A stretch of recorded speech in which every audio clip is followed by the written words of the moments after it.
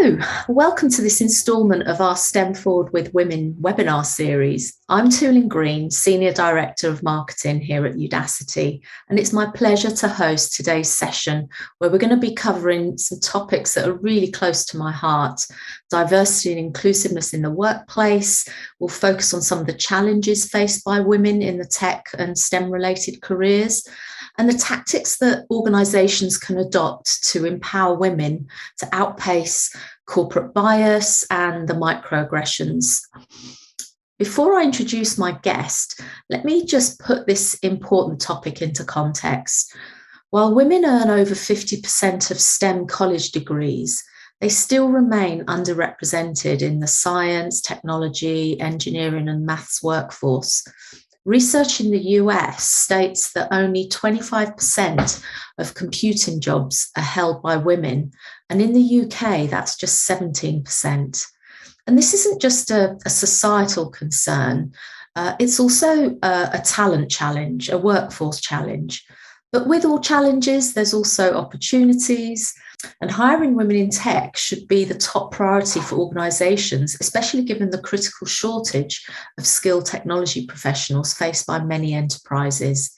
If companies really want to succeed in a post-pandemic world, they need to renew their commitment to advancing gender diversity in tech.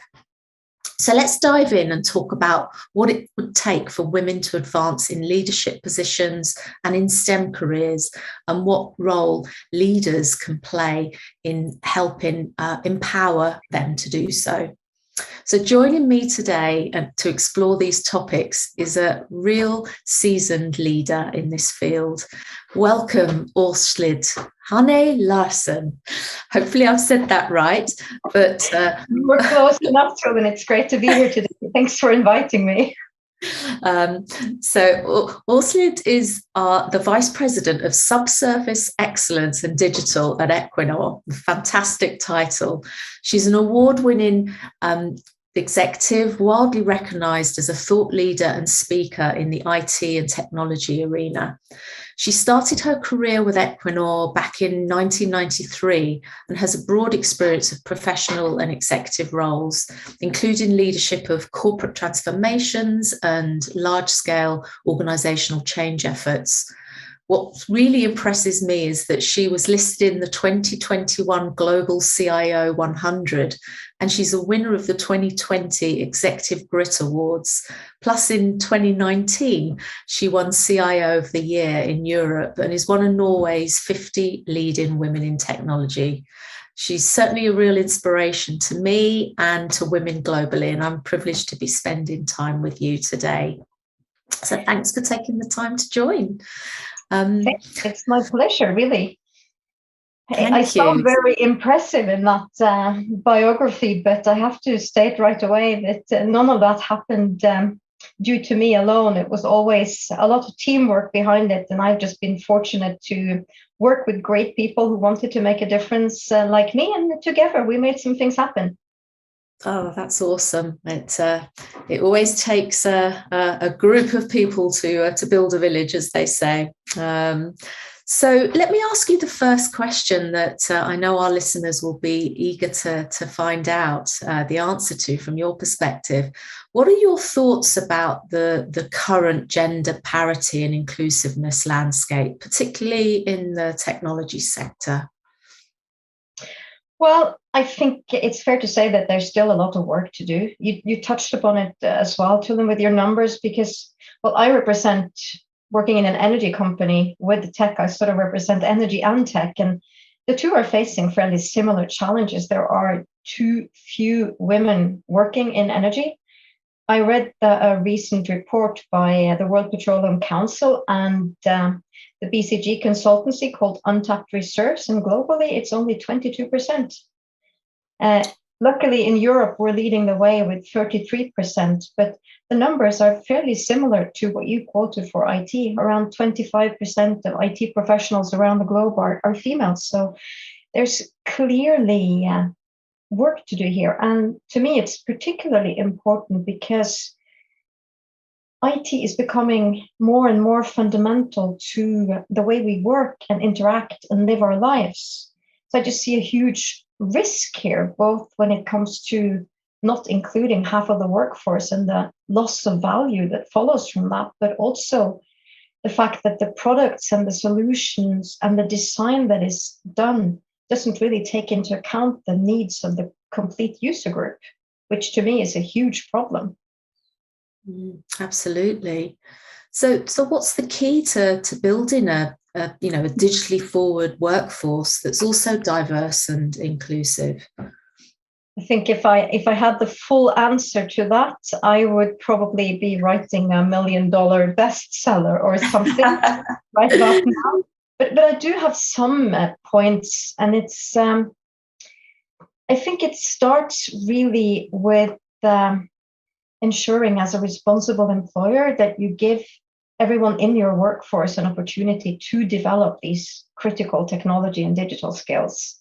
And in Equinor, we have chosen to do that through what we call our Digital Academy, where we, by the end of last year, had run about 130,000 learning sessions. So it's quite a massive undertaking. And as a low-key offer, we also have digital ninjas and Office 365 ninjas walking around in the organization to sort of help people come to terms with sort of the day-to-day technology that we use. But in addition, there's always the need to try to attract and recruit people with a digital competence that can really expand on the knowledge that you already have in the organization. And last but not least, I think, as you touched upon, we all have to broaden our talent pool and try to look at, actively look for people who are different, perhaps, than what we would normally recruit, and not fall into that, usual trap of trying to recruit another version of ourselves from a university we know everything about. And of course, getting people in the door is one thing, but then you also have to retain them. And there's a lot of work and a lot of action you can take around that. But it starts with having sort of policies and programs and D&I initiatives in place to actually make them feel welcome and want to stay. No, absolutely. And I love the fact that at Equinor you've got your academy and the digital ninjas. That's such a great term. And what percentage of those are women in terms of the ninja crew? Quite a few. I don't know if it was the fact that we actually handed out a cool coffee mug with the word digital ninja on it, but the concept was very popular. So it's about 50-50. I love that. So, I mean, obviously you've touched on some tactics to bring more women into tech, but let's explore that some more. Recent PwC research found that 76% of CEOs are concerned about the lack of digital skills within their organizations. So you're not alone here.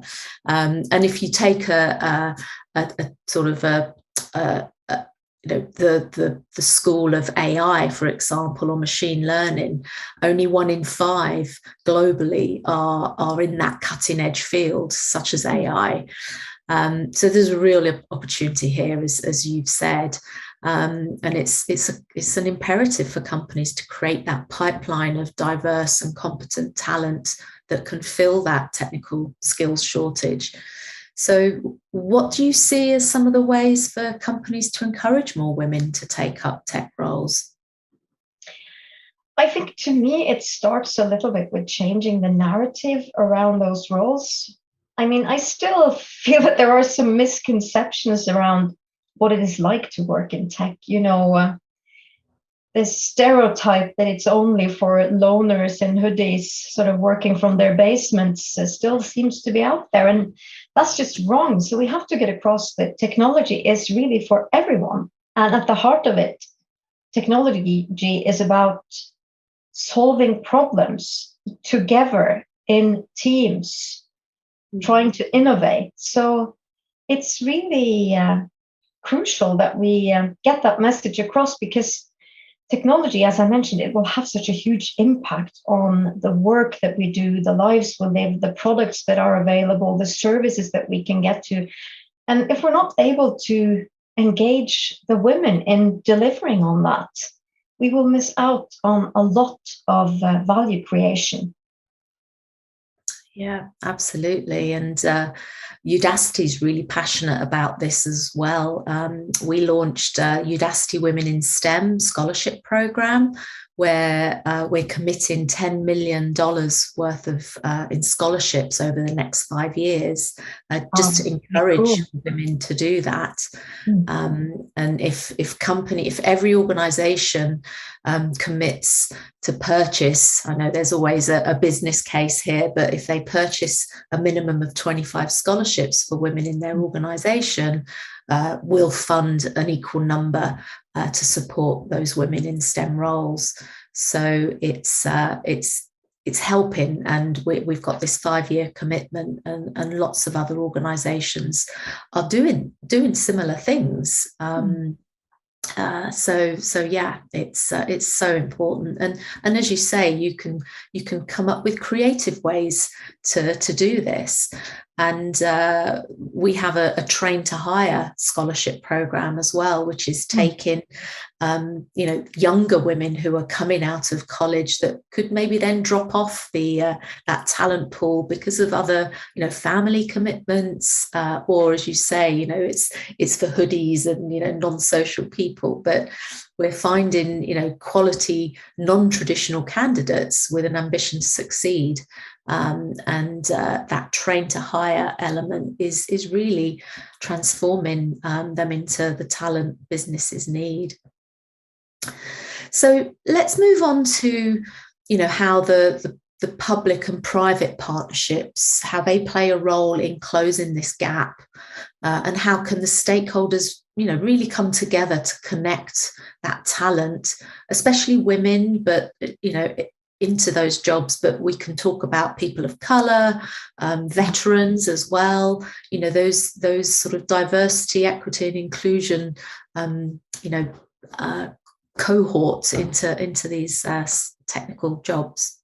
To me, it starts early, and I think we need to. I mean, it's great to focus on grown women, but if we only focus on grown women, I think we will lose out, because part of the problem, or the challenge, I should rather call it, of both energy and tech is that we depend heavily on the science, engineering, math, technology subjects.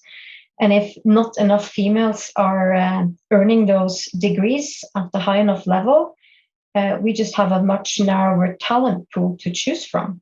And I mean, I have 2 teenage girls, and I've tried my best ever since the day they were born to convince them that computers are cool and tech is the way to go and so on. But it's just so hard because they choose very early on what they're going to go for. So personally, I engage a lot with younger students, and Equinor as well. We have a Heroes of Tomorrow program that is focused partly on STEM subjects. So we work together with science centers across Norway to create programs. We work with schools to have Newton rooms available where they can test out technology. And the recent thing we did was to launch an initiative for 9th and 10th graders in Norway that we call Code Power, where we use a game about the energy transition to teach them how to code and to get their interest up. So I do believe that this collaboration across companies, educational institutions, and also nations is key to get the right focus and to really promote technology as an important career choice. Because, Tulin, I don't know about you, but when I was younger, I always wanted to work with sort of things that could make a difference. I wanted to change the world. And if we could just have young women realize that technology is actually your best bet, if that is what you want to do, because technology is really set to shape our entire futures. Yeah. And I have lots of discussions with my girls trying to convince them that being a good user of technology is not enough, because they are, my goodness, they're on their phones and whatever gadgets they have 24/7, it feels like. But what I try to do is challenge them and others to think about how exciting it is to actually be the one who makes the technology, who sort of pulls the strings behind the curtains of the products that you use. And I really wish that more teenage girls would see the opportunities here, because it's just so cool to be able to sit in a team of experts from different areas. And for me, working in the subsurface, of course, it's often around subsurface challenges, but that feeling of when the team is really addressing and solving a business challenge with technology, it's amazing. And it feels like you're changing the world step by step in a way. Yeah, no, I love that, and I know that the Nordic region in general is ahead of the game. I think, especially in using technology to advance society in general. You guys are one of the early adopters of any new technology, which has always been impressive from my perspective. And I love the Heroes of Tomorrow program. That's a great initiative that Equinor has introduced. Another example of diversity is Black women in technology. And we partnered here at Udacity with 110 and their Blacks in Technology Foundation. So it's not just a women issue, but it's a race from a diversity perspective as well. And that's, although it's a US initiative, they feel that this partnership has the scale and the audacity of that vision to really help shape the tech industry in the future of the US. And I just love examples like this. I think it's great. And the fact of it is that we're going to need the women to play a role here. Mm-hmm. I have this, it's a bit off example perhaps, but our prime minister years ago, Jens Stoltenberg, he used to talk about the importance of the contributions of women into the workforce. And he had an example that really stuck with me, because Norway's workforce participation by women is way above the OECD level. And he said that if we went down to workforce participation at the OECD level, we would lose the same value as our entire oil and gas production, not only that we had already done, but for the foreseeable future. So that tells us something about the economic potential on a national and world global level of getting women into the workforce, and especially in tech. Yeah, absolutely. So let's shift gears a little bit and talk about the tactics for women to advance in their tech roles and into tech leadership, such as yourself. So studies have shown that where 30% of leaders are women, as you say, have a 15% increase in profitability. And a lot of the common challenges for women who are looking to progress in their careers are the lack of mentors or the lack of role models. I'd love to have your views on this. No, I actually think that's an excellent point. At least when I look back on my career, I've often been asked to do things that I wasn't qualified for or didn't feel I had the experience for. And only through the help of supporters and mentors and people who challenged me did I sort of dare to jump on that train and say yes. But it took me some time to understand actually that when people ask you to do something, they do it because you think you can succeed, not because they want you to fail. So perhaps we also as women need to get better at trusting ourselves and our competence, and also trusting what others are seeing in us that we perhaps haven't discovered about ourselves yet. But that is where role models and sponsors and mentors really can make a difference. So having a focus on really promoting the women in your organization that are doing great things with tech and making it relevant, I think is key. And we try to do that, and we also try to support. One thing that's very close to my heart is that at the biggest university in Norway, they have what they call Girl Project Ada, of course, inspired by Ada Lovelace, where they focus on not only attracting girls to technology, IT, and related subjects, but also keeping them in it. And we collaborate with them, and we also invite these girls to apply for summer jobs and internships with us, and eventually they can write PhDs with us. But the fascinating thing to me is that I often meet them after their first or second year, and they're all very sort of, well, why would Equinor want me? I can't do this. I don't know this. And I have to say to them, we know your studies. We know exactly what you know, and you are what we need. So be brave enough to apply. So it's that mix, I think, where we create an environment where women are feeling supported and are feeling that they have other women to look to, and they can become part of a community. I think that's part of the answer, at least.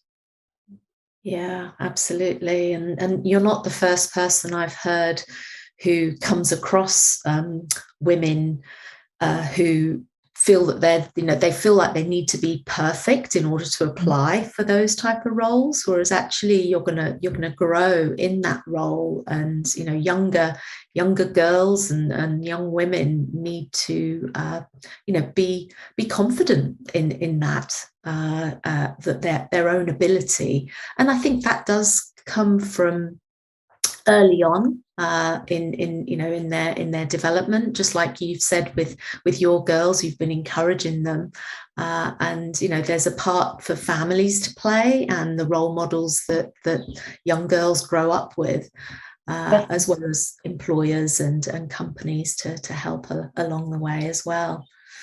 And as a final question, where do you get your inspiration from? Oh my goodness, that there are so many people that have inspired me over the years and have helped me. So it's almost hard to mention some, but one I can mention. I used to work for a woman named Margaret. She led the whole technology division of Equinor, and she was just amazing because she was extremely demanding and tough as nails, really. But you could always count on her to have your back. And I think that is also a key sort of ability that she had to create, that psychological safety in a way that made you dare to stretch yourself, dare to take on those challenges, and to really go beyond what you perhaps thought you could do initially. And she was also magnificent in supporting me and many other females. Both advocating for us and creating opportunities for us. So she was great. And of course, there are many books and people around the world that have also been an inspiration to me. A couple that I think that I would like to mention, at least one, is a great book by Caroline Perez that really, it made me mad, perhaps, rather than inspired me, but I think it's still worth mentioning. And it's called Invisible Women. And it's about data bias in a world shaped for men. And after reading that, I actually went beyond sort of thinking that diversity is important for value creation. Diversity in how we design and develop technology and products is actually also important from a safety and usability perspective. Let's just think of it. I'm sure you have a cell phone somewhere there on your desk or wherever. I have one too. I have one too. And it's huge and I can hardly hold it. It's clearly not designed for a hand like mine, which is annoying. But it goes beyond that, because after reading that book, I also know that whenever I get into a car, that car has been crash tested using male crash test dummies. And they are shaped differently from what I am. So whenever I sit in a car, if I have an accident, chances of me having a good outcome of that are actually lower than if it was a male body in that seat. And there are just things like that as well that we perhaps overlook when we talk about the importance of including not only women, but people of color, people with different disabilities. In short, everyone who is going to use a product or service, because if not, we're not able to use it. I had another interesting experience the other day, and now you've really got me started, so this is going to be a long webinar. But I heard a doctor talk about medical research And he explained to me the fact why pain medication works less effectively on women than on men. Do you know why? No, I've not heard this one before. Please. Hardly any women at all are used in tests of medication and research on medication. Wow. And Wow. that means that medication is developed for the male body and then distributed for use by men and women, with sometimes with not so positive side effects, like the effect is lower, or you actually have to pull medication from the market because women reacted adversely to it. So there are just so many sides to this question that are so important to pull out there, because by actually engaging in tech and sort of choosing that direction, there are so many issues that women could improve. Yeah. It goes from medication and product design to, well, where I work in energy, of course, trying to perform this shift towards a net zero world where you can still enjoy the benefits of energy, but what you get from oil and gas has a much lower carbon footprint, and the impact or the part of energy that comes from renewables is much, much bigger. So I just feel that energy and tech are perfect for women because you can really make a difference. And this is an opportunity really to shape the world for the future and for your daughters and sons as well, of course. No, absolutely. And it's great that you reference product design, because another story I heard, we were very fortunate to have Anne-Marie Imafide as our keynote speaker in our previous conference around STEM Forward with Women. And she talked about a very well-known hand dryer, when you've washed your hands in a public washroom and you use the air dryer rather than a paper towel. Those were designed for white skin, not for black skin, so it wouldn't work. So that diversity in product design could have, saved them a lot of embarrassment in their product design. Wow. Well, I know we could talk about this all day long, but I'm mindful of the viewers' time. And I just want to thank you so much for joining me to join us in this important discussion. And I hope the audience have been as inspired as I have to learn how together we can transform not only lives, but the economic impact of businesses. There's a huge opportunity to support women who are pursuing STEM careers. And I feel immensely, as passionate as you and incredibly privileged to have spent some time with you today, Orchid. So thank you for your time. Thanks. It was my pleasure, Julian. And I'm always up for a discussion around this. And you can find me, and all the viewers can find me on LinkedIn. So if you want to continue the discussion there or have any questions about what we're doing or what I'm passionate about that we didn't get to cover in this conversation, please just feel free to reach out. I'm always happy to connect and discuss. Oh, thank you for that offer. You might be inundated now by young girls who really see you as an inspiration. So thank you. I would be very happy to provide whatever help I can. I'm just very conscious about people like me who come further in their career, that we don't sort of pull the ladder up behind us, but that we actually use time to promote other women and to help them find opportunities. So absolutely.